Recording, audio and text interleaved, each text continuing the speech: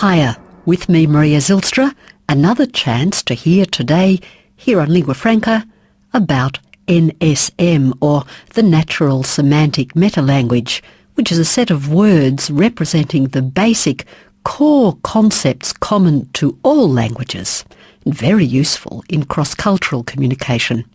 So here is its inventor, Anna Wierzbicka, originally from Poland but long time now Professor of Linguistics at the Australian National University in Canberra, to explain how it came into being.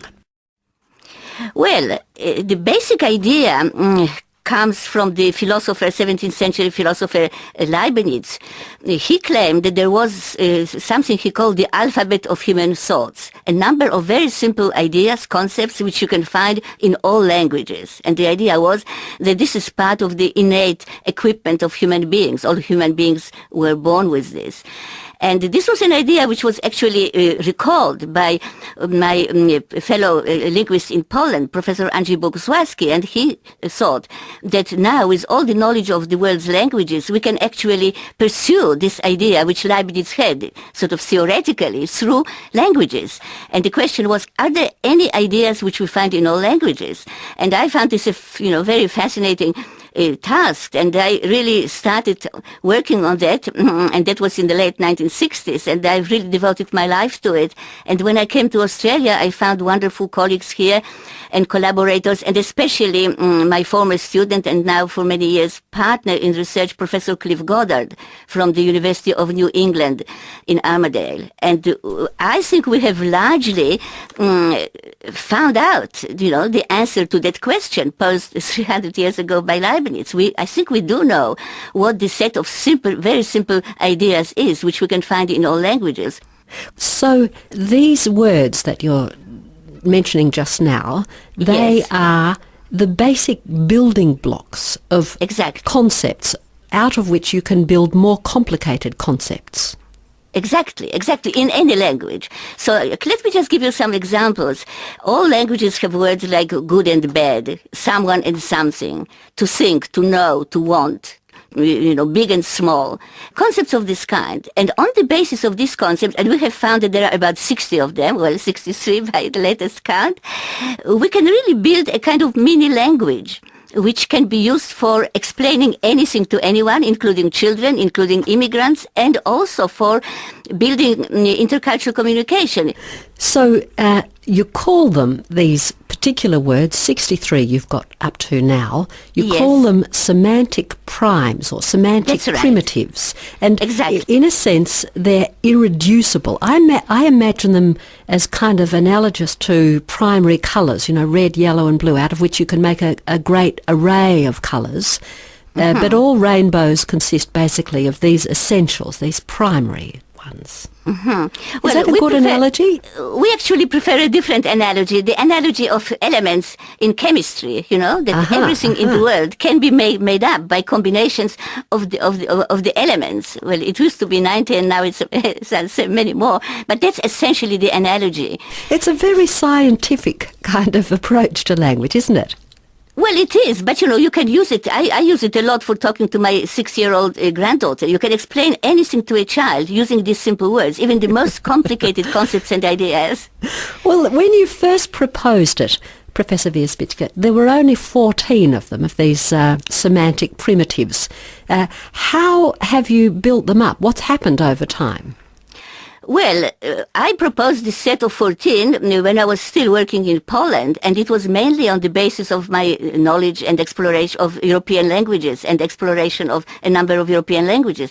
But when I came here to Australia in 1972, and I started working at the Australian National University, I found many colleagues who knew a lot about languages of Asia, of the Pacific area, and also many students who were native speakers of many very different languages of the world. So that was a wonderful environment in which to pursue the hypothesis, sampling languages from all the continents and, lots of different language families. And by empirical study, we just proceeded, as Leibniz suggested, by trial and error. You just try this concept or that concept and you test it in lots of different languages.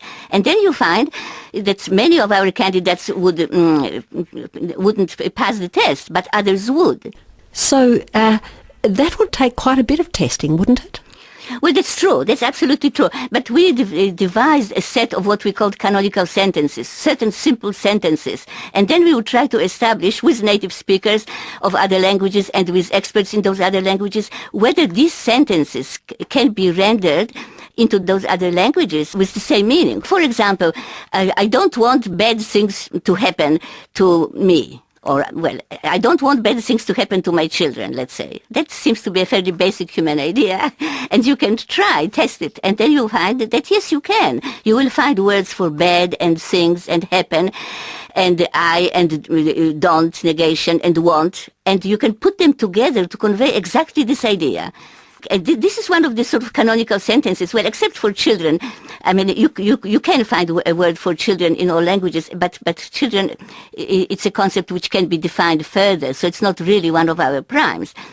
But essentially, sentences about something bad happened, something good happened, something bad can happen, or this is big, or this is small, or I don't want this.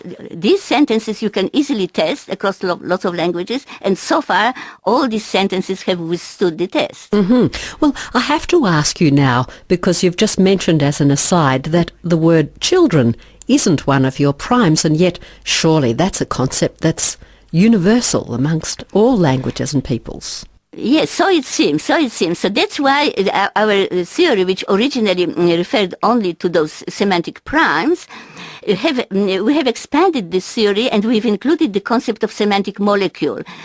I mentioned the elements, but there is a slightly different analogy from chemistry, that our primes, such as good and bad and do and happen and you and I, they are sort of like atoms.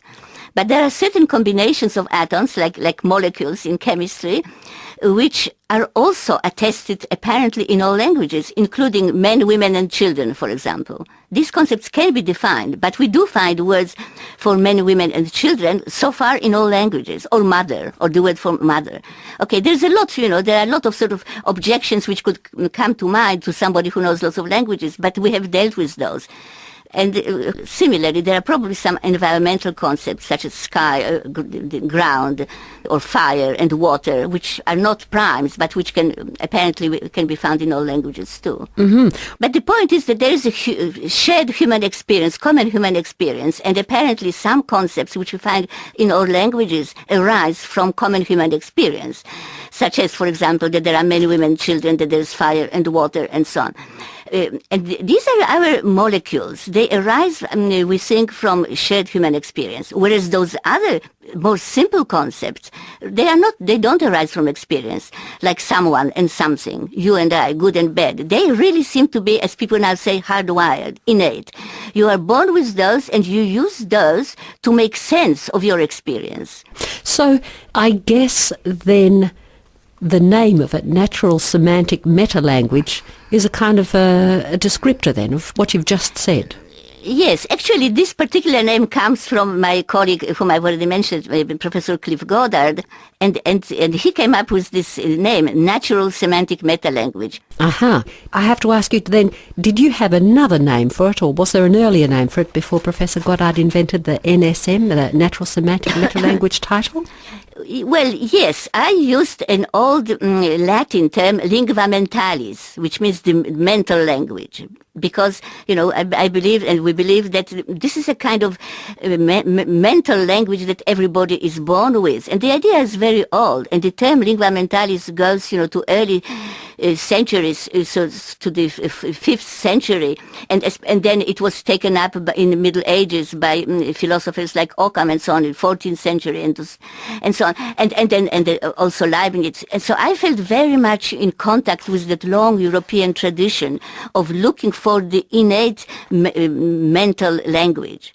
But Cliff Goddard emphasized, a different aspect of the same thing, that you can really use it for practical purposes, for explaining meanings and ideas to other people, and for intercultural communication. So right. We have decided to use this rather than the Latin term, which could be off-putting, of course, to many people. Right, okay. So who uses it, and when is it used? Well, for example, I gave a lecture to the so-called Australian youth ambassadors, people going to developing countries to try to connect with local population and, develop common understandings. They have to talk about ideas there. But in what way? The world is now communicating through English, and many people assume that English is just a kind of neutral medium which anybody can use regardless of their cultural background. But it's not true. And as I've tried to document in particular in my book called English, Meaning and Culture, English is full of cultural assumptions. And these are spreading around the world, and I don't think this can be somehow stopped, but it's very, very important that this should be explained, and that speakers of English, well, in whose hands there is really a lot of power now, precisely because of the privileged position of English in the world, they should really become aware of how much history and culture is reflected in English words. If you can just bear with me for one more minute, I would give you a couple of examples. Yes, please do. Well, for example, words like opportunities and challenges. There are no such words in other languages. Well, do it fair. The assumption that fairness is something important, that's important to be reasonable, that's important to distinguish right and wrong. All these words, right and wrong, reasonable, fair, opportunity, challenge, they don't have equivalents in other languages. They are the product of the history and culture of speakers of English.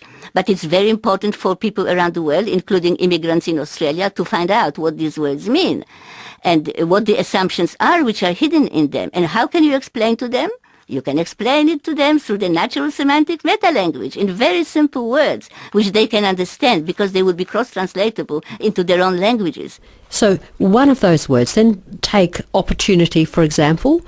Yes. How would you explain that using the semantic primes? Can you do it in English? I asked this question recently in my class. I'm teaching a course on language and culture, and I have students from many different linguistic backgrounds. And we were reading Barack Obama's book or discussing the audacity of hope, and he talks about opportunities and challenges on nearly every page. And they agreed with me that there is no such word as opportunity in their languages. Many of the students said the closest you can come to it is, for example, in German, they said was Möglichkeit, which is possibility, and in my native Polish too, possibility. But of course, opportunity is not just possibility. It is, what does it mean that you have the opportunity to do something? Well, that something happens, and because of this, you can do some things, and because of this, something can happen that you want to happen, right? It's not just possibility, but because you have to do things in the context in which some things happen, and because of this, something good can happen that you want to happen. Well, this is the basic idea. Yeah, it's the desirability of it, I guess, rather than just the chance. Except that I would use words like desirability and chance because they are very complex and not translatable, whereas can, want, do, and happen are translatable. Professor Anna Wierzbicka, and I hasten to add that since she told about the natural semantic metalanguage, recorded year before last, the number of known semantic primes has increased by 1 to make a total now of 64, which Professor Wierzbicka is pretty confident is the complete set. Find out more on that topic, why don't you, via the links posted here at abc.net.au/rn/lingua franca. And check out the references to a couple of Professor Wierzbicka's great books too while you're at it. They're highly recommended. I'm Maria Zijlstra. Till next week now.